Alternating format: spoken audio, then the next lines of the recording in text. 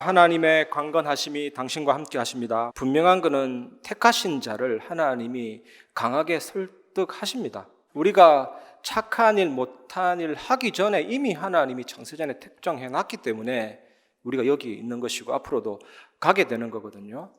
잘하고 못하고가 아닙니다. 하나님이 택하셨기 때문에 우리가 구원받고 앞으로도 인도받는 것입니다. 오늘 말씀을 통해서 그 강건하시는 하나님의 은혜를 확인하고 누리시기 바랍니다. 첫 번째, 항상 언약을 기억하시기 바랍니다. 창세기 17장 1절 아브라함이 99세 때에 여호와께서 아브라함에게 나타나서 그에게 이르시되 나는 전능한 하나님이라 너는 내 앞에서 행하여 완전하라.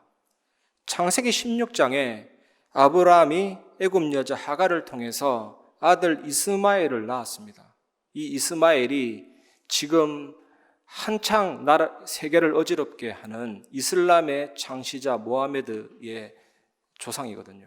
이 이스마엘을 낳은 후에 하나님이 13년간 나타나지 않다가 창세기 17장 1절에 나타나셔서 바로 나는 전능한 하나님이라 너는 내 앞에서 행하여 완전하라 이렇게 말씀하셨습니다. 하나님은 무소부재하시거든요. 안 계신 곳이 없습니다. 하나님은 온 우주에 충만하시지만 거기에 매이지 않고 초월해 계십니다. 그리고 무소불능하십니다. 불가능한 일이 없습니다. 그리고 하나님은 전지전능하십니다. 하나님은 다 알고 계시고 다 할 수 있거든요. 그래서 엘 샤다이, 엘은 하나님, 샤다이 전능하신 하나님. 그래서 하나님이 내 앞에서 행하여 완전하라. 나는 전능한 하나님이라. 언약을 붙잡고 언약을 기억하라. 이렇게 말씀하시는 겁니다. 창세기 17장 5절에 이제후로는 내 이름을 아브라함이라 하지 아니하고 아브라함이라 하리니 이는 내가 너를 여러 민족의 아버지가 되게 함이니라. 그런데 아브라함은 복받을 상황이 아니었잖아요. 꾸중 들어야 될 상황이었거든요. 그런데 하나님은 이때 이름을 바꾸어 주셨습니다. 내가 되게 함이니라.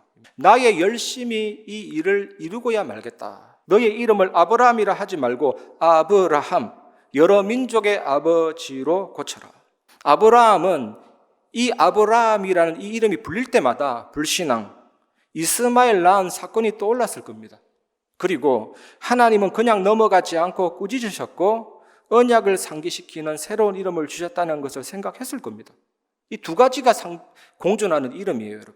창세기 15장 4절 5절 여호와의 말씀이 그에게 임하여 이르시되 그 사람이 내 상속자가 아니라 내 몸에서 날 자가 내 상속자가 되리라 하시고 그를 이끌고 밖으로 나가 이르시되 하늘을 우러러 무뼈를 셀 수 있나 보라. 또 그에게 이르시되 내 자손이 이와 같으리라.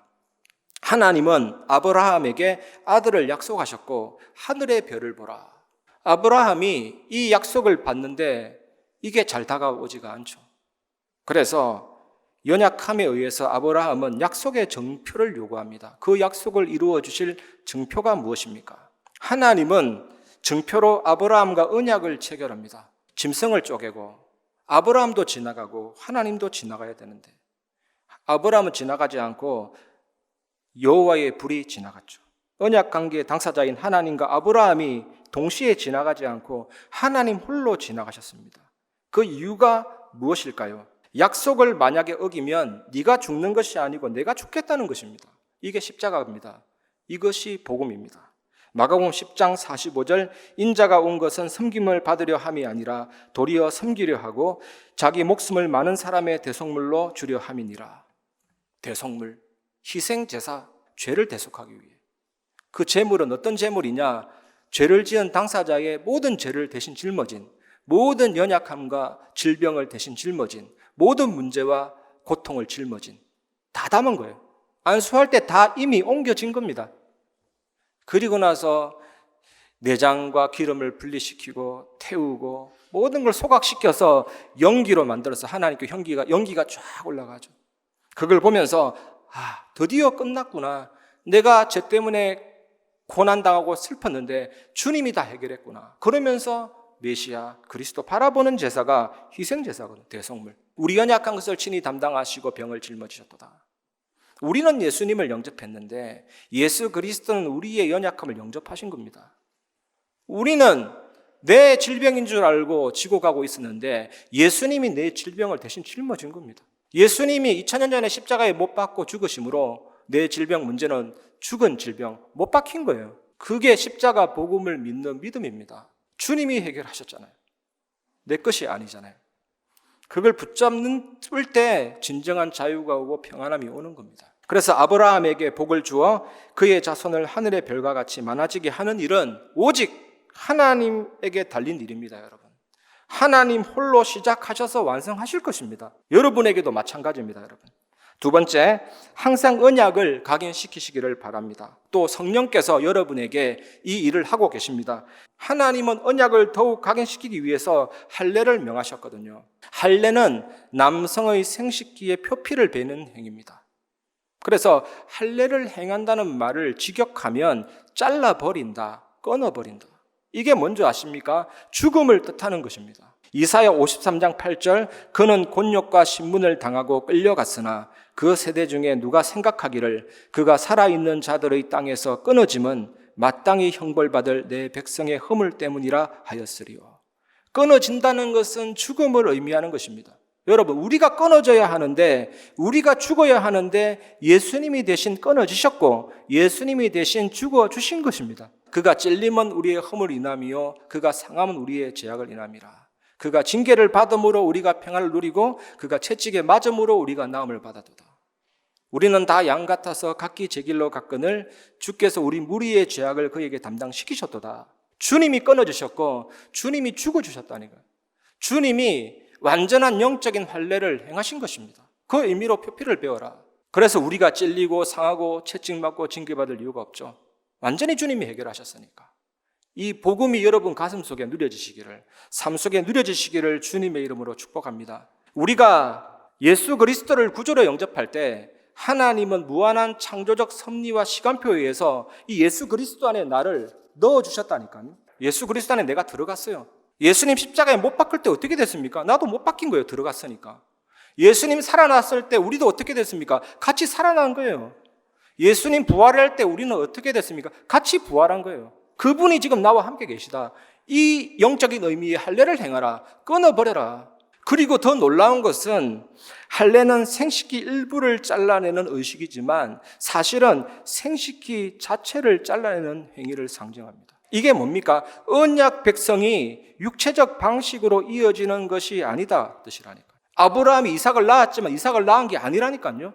혈통으로나 육정이 아니다. 사람의 뜻으로 나지 아니하고 오직 하나님께로부터 난 자들이니라. 그래서 왜 우리가 언약의 백성입니까?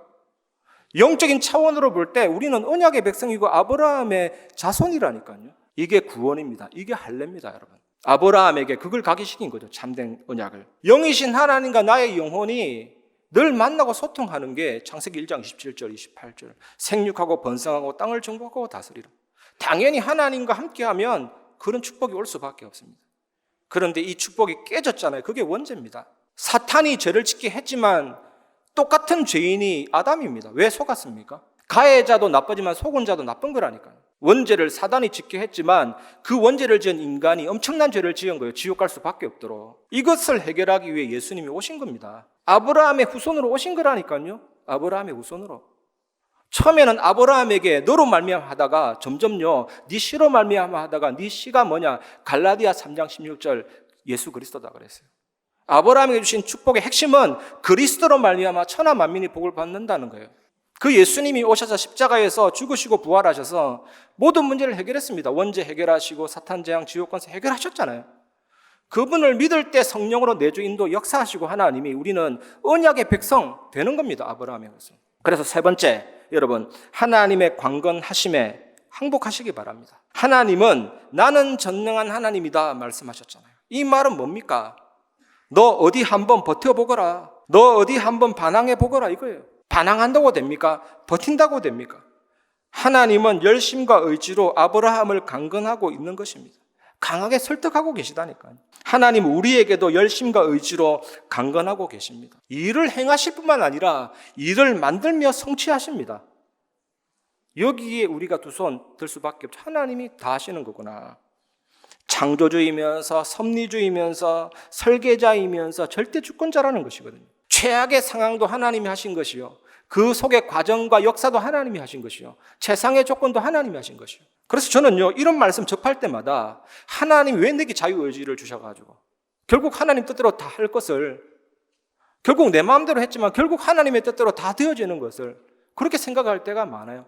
그것도 어떨 때는 기도 속에 항복할 때는 주여 나는 로봇가 아니지만 로봇처럼 되기를 원하나이다. 항복하게 되더라니까요. 내가 자유의지가 있지만 모든 자유의지보다 더 위대하신 하나님의 의지대로 되기를 원하나이다.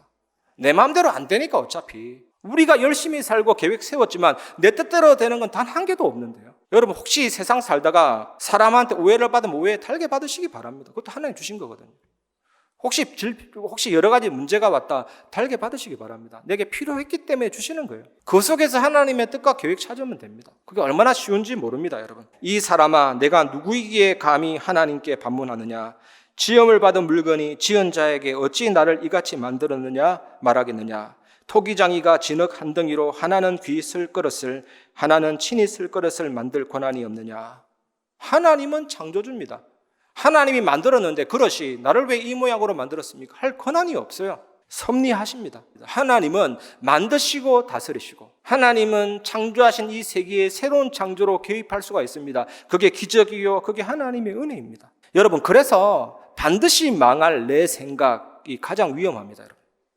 여러분 생각을 버리시고 항복하는 게 제일 좋은 신앙생활입니다. 하나님을 경외하시기를 주님의 이름으로 축복합니다. 그래서 우리에게 어떤 결론이 나옵니까? 어저께도 전체 메시지 보는데 절대 주권을 인정하면 절대 계획이 나오는 거예요. 우리 생각에 이게 맞다 저게 맞다 하는데 하나님이 왜 일을 이루셨을까요? 절대 주권 속에 절대 계획을 찾는 게 중요해요. 그게 방향 맞추는 게 중요한 것입니다. 어떤 문제든 문제는 해결되게 되어 있습니다, 여러분. 여러분 인생 살 때 어떤 문제 와도 문제 신경 쓰지 마세요. 해결되게 되어 있습니다. 그리고 어떤 소리를 해도 그게 진리가 아니에요. 내려놔 버리면 돼요. 나는 말씀에 손해보면 안 됩니다. 예배에 손해보면 안 됩니다. 하나님만 바라보시기 바랍니다. 고집 부려봤자 우리만 손해 아닙니까, 여러분? 하나님이 다 하시는데. 어차피 하나님 다 하시는데 그 어떤 방법도 방법이 아닙니다. 다 내려놓으시고 하나님 바라보시기 바랍니다. 말씀을 마무리하겠습니다. 너희는 너희가 하나님의 성전인 것과 하나님의 성령이 너희 안에 계시는 것을 알지 못하느냐. 예수 그리스도를 여러분 중심에 모시고 여러분 마음속 왕의 자리에 예수님을 주인으로 모시고 모든 편견을 버리시기 바랍니다. 그리고 선입견, 이미 마음속에 가지고 있는 고정적인 생각이 있잖아요. 그리고 경험, 고집을 내버리시기 바랍니다. 이럴 때 사도행전 1장 8절 오직 성령이 너희에게 임하시면 너희가 권능을 받고 예루살렘과 온 유대와 사마리아와 땅끝까지 이르러 내 증인이 되리라. 성령 충만하면 그야말로 하나님이 나의 지성과 감정과 의지도 다스리고 나의 오장육부, 자율신경, 척추, 내 마음, 생각, 영혼 다스리고 다 책임지는, 다 잡는 걸 말해요. 불신자라면 내 생각, 내 주장, 내 입장 가져야 돼요. 우리는 하나님의 자녀잖아요. 그거 가질 필요가 없다니까요. 모두 다 내버리시기를 주님의 이름으로 축복합니다. 그게 하나님의 은혜가 임하면 그렇게 됩니다. 그래서 하나님이 내 안에 심어놓으신 형상, 영혼이 무한한 생명력으로 살아나서 영역이 생깁니다. 어떤 상황이 와도 괜찮아요. 뭔가 평안함과 힘이 딱 있기 때문에 영역. 그 다음에 뇌와 마음과 생각이 살아나면서 지력이 생긴다니까. 그리고 모든 자율신경과 몸속에 있는 장기가 살아나서 건강과 체력이 생깁니다. 창세기 2장 7절 창조의 생기. 그 코에 생기를 불어넣었다 했듯이 하나님 내가 호흡할 때 생기가 들어와서 모든 연약함이 떠나가게 하옵소서. 그리고 삶이 형통해지면서 경제력이 생깁니다. 하나님이 나와 함께 하셔서 앞으로 나가고 발전하는 게 성공이라니까요. 이 형통함과 경제력이 오게 되면서 그 다음에 성령 충만함 받으면 분명히 나 개인이 살아나고 만남이 살아나고 가정이 살아나고 경제가 살아나고 지역이 살아나고 사람 살리는 인력이 생기게 됩니다. 우리가 정말 이 은혜를 누리면요, 사람이 붙게 되어 있습니다. 사실 현장에 나가면 영접하고 그래야 전도가, 모든 게 전도의 응답이라니까요. 불신자하고 대화하는 것도 응답이고 영접하는 것도 전도고 다 전도예요. 그 속에서 하나님은 우리 인생의 중요한 언약을 붙잡게 하십니다. 이 전도의 축복 꼭 누리시기 바랍니다.